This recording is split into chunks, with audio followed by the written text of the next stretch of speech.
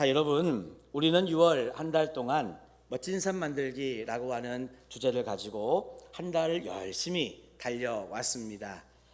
우리가 6월 첫 주에는요, 열정적으로 사는 삶이라고 하는 이 소주제를 가지고 우리 한 주 동안 은혜를 나누었고, 그 주간에는 우리 선포식과 VIP 작정의 시간도 있었습니다. 둘째 주에는 마음껏 사랑하는 삶, 그 주제를 가지고 한 주를 지내왔고요. 그 주간에는 쓰담쓰담 플로깅, 또 영적 대각성 집회가 있었죠. 그리고 지난주에는 겸손히 배우는 삶, 이 주제를 가지고 한 주 동안 지내다가 우리 은혜가 충만했던 우리 부흥성회도 있었습니다. 그리고 이번 주는 담대히 해보는 삶이라고 하는 주제로 오늘부터 한 주간 걸어갈 거고요. 한 주간 동안에 여러분들께서는 이 버킷리스트도 작성하시고 또 찬양 집회의 은혜도 여러분들에게 있으리라 생각합니다. 저는 그래서 이번 30일 캠페인의 한 달의 여정을 열심히 달려오면서 이번 마지막 주를 맞이해서 성도님들께 이렇게 권면해 드립니다. 여러분들이 간절히 원하고 또한 가치 있고 의미 있고 하고 싶은 그 일을요, 담대히 해 보시는 우리 성도님들이 다 되시기를 주님의 이름으로 축원합니다. 할렐루야. 맞아요. 우리가 이렇게 달려가야 되겠는데 대부분의 한국 사람들은요, 이 하고 싶은 일을 한다는 것이 참 어렵게 느껴집니다. 왜냐하면 다양한 이유가 있죠. 뭐 생계 문제, 현실의 문제, 기타 등등.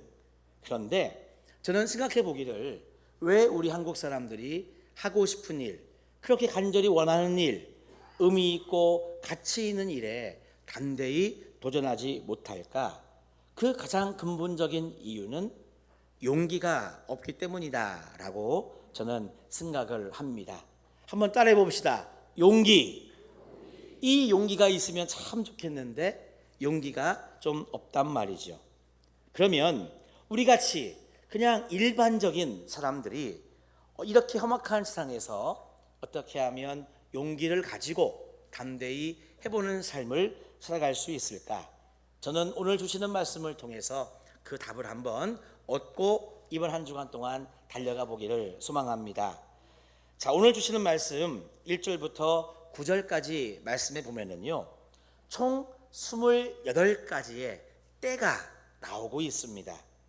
특별히 오늘 본문에는요, 긍정적인 때가 14가지가 나오고 있고 부정적인 때가 14가지가 나오고 있습니다.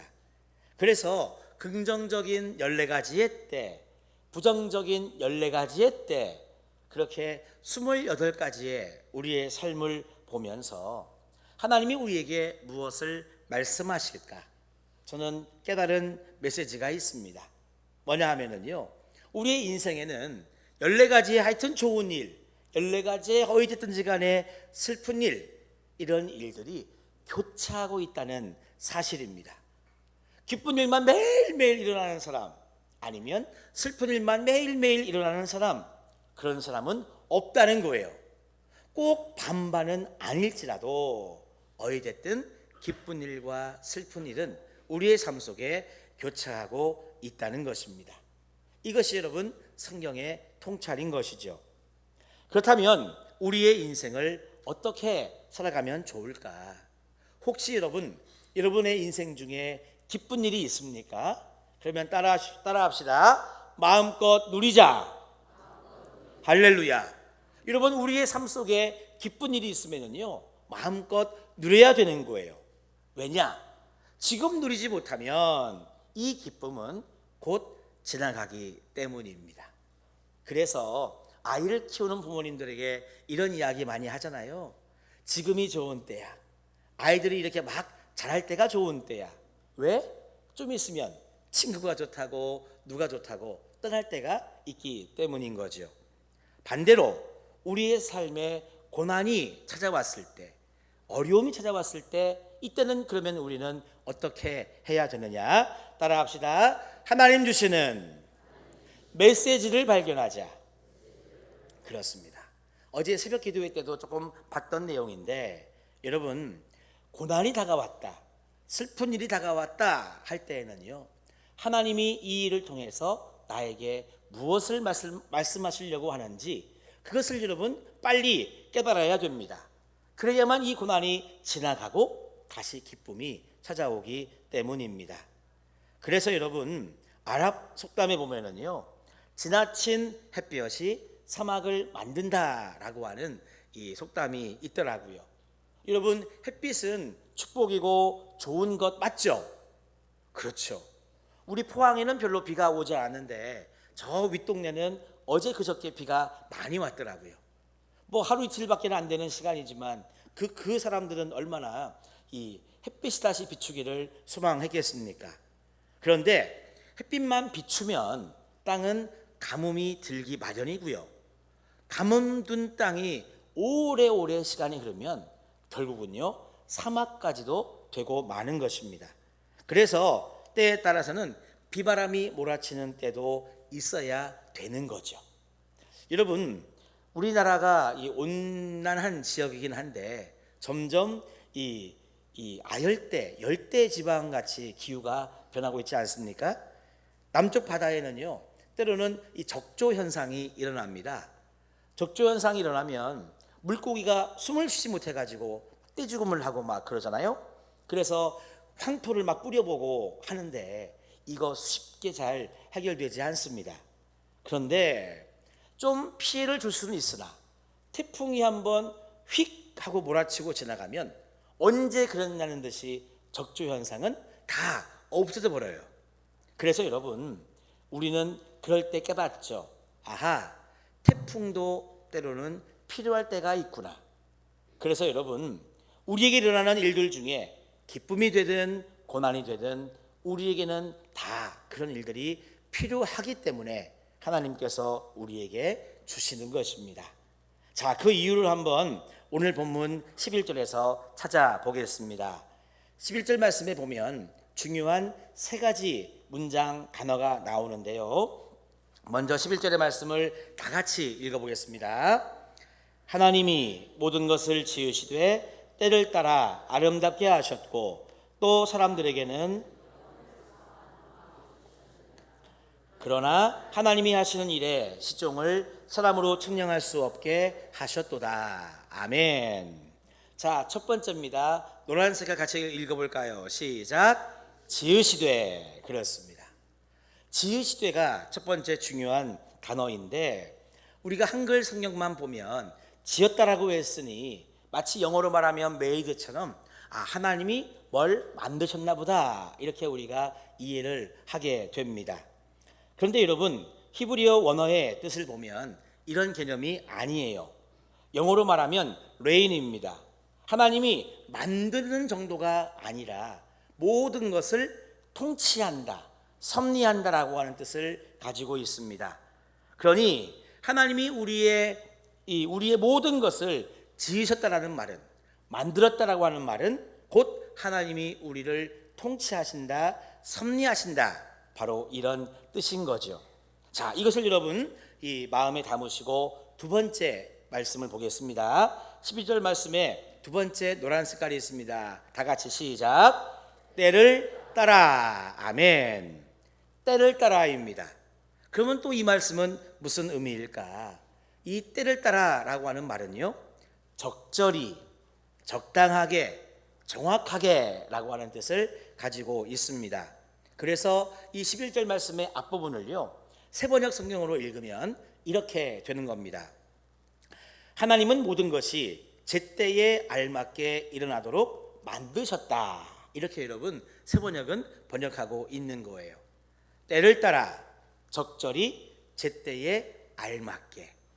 그러니까 하나님이 우리에게 역사하심이라고 하는 것은, 만약에 우리의 옷으로 만약에 비교해 본다면 하나님은요, 우리들의 인생을 그냥 기성복권해 가지고 대충 몸에 맞는 옷을 그냥 사다 입으라고 하시는 분이 하나님이 아니시라는 이야기입니다. 마치 비유한다면 하나님은요, 맞춤 양복점에 가가지고 치, 품, 뭐 허리 둘레, 팔 길이, 다리 길이, 뭐 기타 등등을 다 치수를 정확하게 재가지고 그 옷을 딱 입었을 때 너무너무 나에게 잘 맞고 맵시도 잘 나고 정말 이 옷은 내 옷이다 라고 이렇게 이야기할 수 있을 만큼의 하나님의 역사하심이 우리의 인생에 있다는 거예요. 정확한 치수, 정확한 크기, 정확한 분량, 하나님은 우리들에게 이렇게 역사하시는 하나님이신 줄로 믿습니다. 그래서 여러분, 적절한 하나님을 잘 드러내는 성경의 인물은 요셉을 이야기할 수 있어요. 요셉은 17살 때부터 복잡한 이 가정사에 의해서 고난을 받은 소년이었습니다.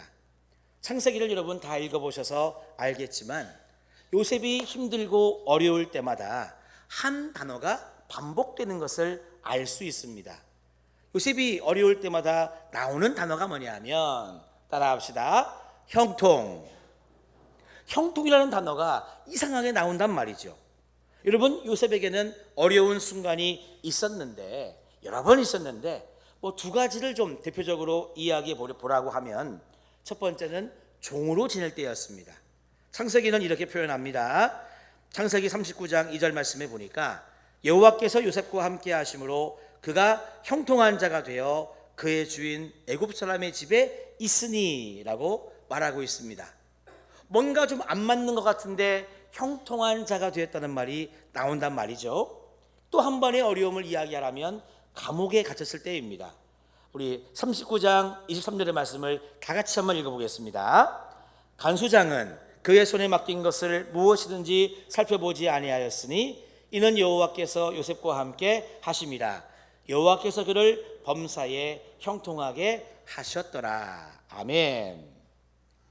이 두 곳에서 사용된 형통하다라고 하는 헬라어는요, 찰라흐라고 하는 단어입니다. 그런데 여러분, 우리가 보통 형통하다, 만사 형통하리라 하면 우리가 느끼는 형통의 의미는 이런 거죠. 뭐 앞길이 뻥 뚫리고 앞길이 막 시원히 되는 것 같이 활짝 열리고 꽃길만 걸어갈 듯한 이런 느낌, 우리는 형통하다고 하면 이런 느낌을 가장 먼저 떠올립니다. 그런데 여러분, 우리가 생각하는 막힘없이 길이 뚫리고 열리고 이런 의미의 형통은요, 찰라흐가 아니라 셀라흐입니다. 그러면 오늘 본문 창세기에 나온 형통의 의미는 뭐냐? 셀라흐가 아니라 찰라흐다. 찰라흐의 뜻이 뭐냐 하면 바로 적절하게입니다. 적절하신 하나님의 적절성을 여러분 이야기하고 있는 거예요. 그러니까 하나님은 때를 따라 적절하게 요셉에게 그와 같은 고난도 주셨다는 이야기입니다. 여러분, 우리는 알고 있어요. 요셉이 만약에 종으로 팔리지 않았다면, 만약에 요셉이 감옥에 들어가지 않았다면, 만약에 이 술 맡은 관원장이 바로 요셉을 석방해 버리고 말았다면, 여러분, 그러면 요셉의 인생은 어떻게 됐을까요? 어떻게 됐을까요? 한 번만 더 해봐야지. 어떻게 됐을까요? 그렇죠. 요셉은요, 총리는커녕 아마 평범한 인물로 그냥 이름 모를 한 사람으로 살아가게 되었을 것입니다. 나중에 요셉이 형들을 만나서 깜짝 놀랐습니다. 내가 내 인생에 일어난 참 수많은 우여곡절 다양한 일들이 다 하나님이 준비하셨구나 하는 것을 알게 되었다는 거예요. 그래서 창세기 45장 5절 말씀에 보면 하나님이 생명을 구원하시려고 나를 당신들보다 먼저 보내셨나이다 라고 하는 요셉의 고백이 나오게 되는 것입니다. 따라합시다. 하나님의 적절성. 맞습니다. 때를 따라 라고 하는 것은 적절하게 역사하시는 하나님을 이야기하고 있습니다. 자, 세 번째로 주목할 말씀이 있습니다. 11절에 보니까 무엇이라고 하죠? 시작. 아름답게 하셨고. 아멘. 이 아름답다라고 하는 말은 beautiful, 그냥 아름답다의 뜻이 아닙니다. 정확한 의미는 뭐냐 하면 선하다, 좋다라고 하는 뜻을 가지고 있습니다. 그러니 이 말씀의 뜻은 무엇이냐? 하나님이 우리에게 주시는 모든 일들은 기쁜 일이든 슬픈 일이든 좋은 일이든 뭐 나쁜 일이든 좌우지간 이 모든 일들은 하나님이 적절하게 주시는데, 그렇게 통치하시는데 결론은 우리들에게 선하게 좋게 결론 맺는다라고 하는 하나님의 말씀입니다. 만약에 고난일지라도 말입니다. 그래서 여러분, 하나님은요 결과적으로 이 모든 것을 사용해서 우리들에게 선하게 축복하십니다. 그래서 하나님의 말씀 지으시되 하나님이 통치하신다, 다스리신다, 때를 따라 적절하게 그리고 아름답게 선하게 좋게 결론 내시는 하나님, 이것이 바로 오늘 말씀의 핵심인 것이죠. 자, 그런데 여러분, 이 전도서 3장 11절의 말씀이 신약 성경에 정확하게 표현되어 있는 말씀이 있습니다. 그 말씀이 어디냐 하면 로마서 8장 28절의 말씀입니다. 아마 암송하시는 분들도 많이 계실 텐데 다 같이 한 목소리로 우리 봉독해 보겠습니다. 우리가 알거니와 하나님을 사랑하는 자 곧 그의 뜻대로 부르심을 입은 자들에게는 모든 것이 합력하여 선을 이루느니라. 아멘. 자, 여러분, 그래서 저는 이번 한 주간 동안 멋진 삶 만들기 마지막 4주차를 맞이하면서 이 주제를 실천해 보고자 합니다. 그 주제는 담대히 해보는 삶입니다. 제가 설교 서두에 담대히 해보는 삶, 왜 우리 한국 사람들이 담대히 해보기를 어려워하느냐? 용기가 좀 부족한 것 같다. 충분히 가치 있고 의미 있고 내가 하고 싶은 일이고 정말 원하는 일인데 하지 못하는 이유는 용기가 없는 것 같다. 그러면 여러분, 담대히 행하려면 용기가 필요한데 그 용기의 출처가 어디면 좋을까요? 여러분, 이 용기의 출처는 하나님을 믿는 믿음이어야 될 줄로 믿습니다. 그리고 여러분, 이 믿음의 또 근본이 되는 하나님 말씀은 어디가 되면 좋을까? 바로 우리가 보았던 전도서 3장 11절의 말씀, 지으시되 때를 따라 아름답게 하신다는 이 하나님의 말씀, 신약으로 넘어가니 모든 것이 합력하여 선을 이룬다고 하는 하나님의 말씀, 이 말씀이 여러분 믿음의 근본이 되고 이렇게 역사하시는 하나님을 믿을 때 우리는요 정말 원하고 해보고 싶고 더더군다나 의미와 가치가 있는 이 일을 우리는 도전해 볼 수 있는 것입니다. 사랑하는 성도 여러분, 그래서는 저는 오늘 이 시간 여러분들에게 선포합니다. 이 믿음을 가지고 여러분 지금 당장 해 보시기를 축원합니다.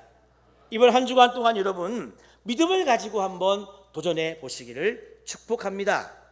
여러분, 믿음의 반대말은요 두려움이죠. 그리고 용기의 근본은 믿음입니다. 그래서 여러분 오늘과 이번 한 주간 동안 더 믿음을 구하는 또 한 주간이 되었으면 좋겠습니다. 예수 믿는 신실한 청년 3명이요 여행을 갔다고 해요. 여행을 하루의 일정을 잘 마치고 이제 숙소로 돌아왔습니다.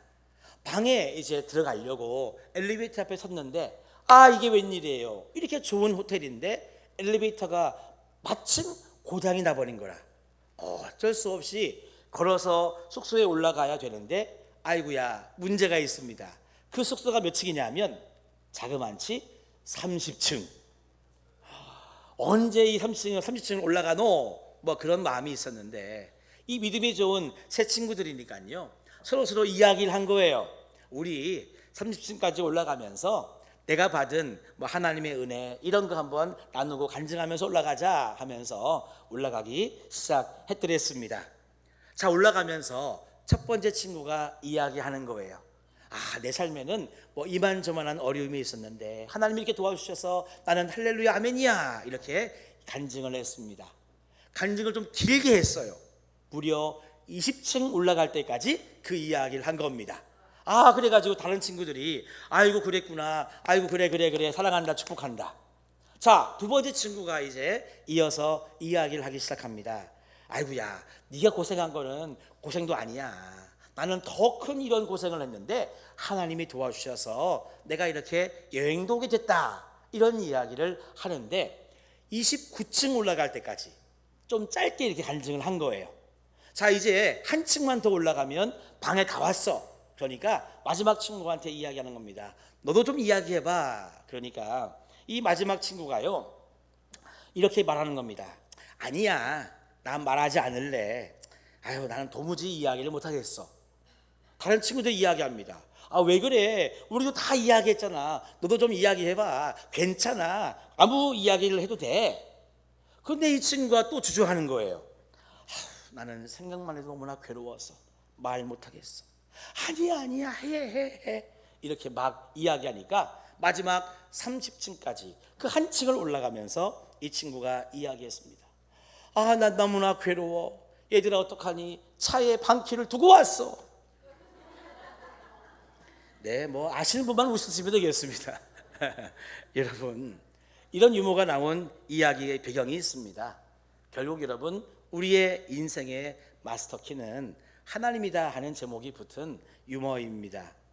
여러분, 그래서 우리 인생에는요, 하나님을 향한 믿음, 그리고 정말 전도서 3장 11절과 로마서 8장 28절과 같은 말씀이 여러분 믿음의 기초가 되어야만 우리의 인생은 의미가 있고 여러분 행복할 줄로 믿습니다. 저는 그래서 여러분들에게 이번 한 주간 동안 정말 여러분 해보고 싶은 일, 하고 싶은 일, 그리고 의미와 가치가 있는 일들을 한번 적어보시라고, 이름하여 버킷리스트 작성을 해보시라고 했잖아요. 저는 말씀을 마치면서 제가 한 주간 동안 생각했던 이 버킷리스트를 한번 여러분들에게 말씀을 드리고 오늘 말씀을 마무리하고자 합니다. 자, 저의 버킷리스트입니다. 1번 지리산 종주, 체력을 좀 길러야 될 것 같습니다. 2번 세계 일주, 하나님의 은혜가 있어야 될 것 같습니다. 3번 한국 숲길 트레킹, 4번 호주와 미국 횡단, 5번 스페인 산티아고 걷기. 아무도 아멘 안 해주신다. 6번 사도 바울 여정 성지순례, 7번 출애굽 여정 성지순례, 8번 종교개혁 여정 성지순례, 9번 우리 교인 중 100명에게 행복하다는 문자 받기. 요거는 좀 가능성이 있을 것 같은데요. 그 다음에 10번 평신도 선교사 10명 파송, 11번 국내외 선교지 100교회 후원, 12번 결혼 30주년이 되는 2035년이 되면 유럽 3개국 여행, 그리고 13번 아프리카 선교 여행. 지난 주간에 제가 한번 이렇게 적어 보았습니다. 하나님의 은혜가 있으면, 그리고 제가 하나님을 향한 믿음과 그리고 말씀에 대한 믿음이 있다면 저도 도전하고 여러분 담대히 여러분 행해서 이와 같은 저의 버킷리스트를 언젠가 성취하는 일들이 있을 것이다 믿습니다. 하나를 성취하면 하나를 지워가면서 제가 만약에 하나님 나라 천국에 들어갈 그때가 되면 이 13가지 중에 몇 가지를 이루었고 몇 가지는 이루지 못했을지 저는 벌써부터 기대가 됩니다. 사랑하는 성도 여러분, 담대히 해보는 삶, 하나님을 믿는 믿음으로 용기를 내어 도전하시기를 주님의 이름으로 축원합니다.